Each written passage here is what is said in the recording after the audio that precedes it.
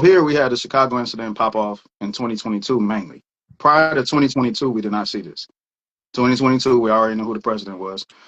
So for the guy that y'all love, uh, Joe Biden had this thing to where it was like, okay, we're gonna vamp this shit up. Sorry for the kids that's watching. 2022, directly, Venezuela was one of the countries that was like, we're gonna get an influx of y'all people over here, specifically Venezuela. And so you have a city of Chicago, their budget on immigration was like 1 to 3 million prior to 2022. 2022, now we're starting to see numbers like 30 million, 30 100 million, plus. 50 million.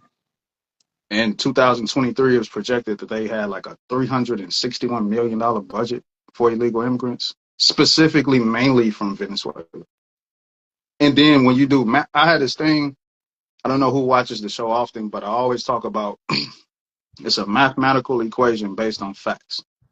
And we can say it's masculine. It has nothing to do with feminine energy being emotional. 1 plus 1 is 2. Yeah. However ugly 2 is, we can accept that because the math is mathing.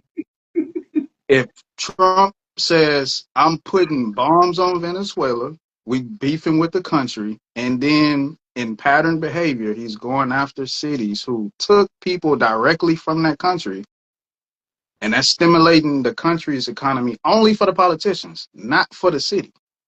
Yeah. The poor black people that have been in those cities, you're suffering even more because the cost of living is going up in those cities. So they're stimulating their pockets with money that they can't do anything to stimulate your situations.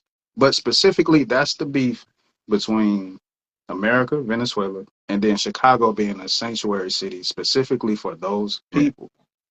So what happens on the back end? They spend something simple as $360 million, 1% of the city's budget. Cool. But what happens on the backside? They have the potential to make billions because you get to people like a 60-day work work pass, see if it works out. When they become working class citizens, if that happens, you fill in the labor gap. Okay.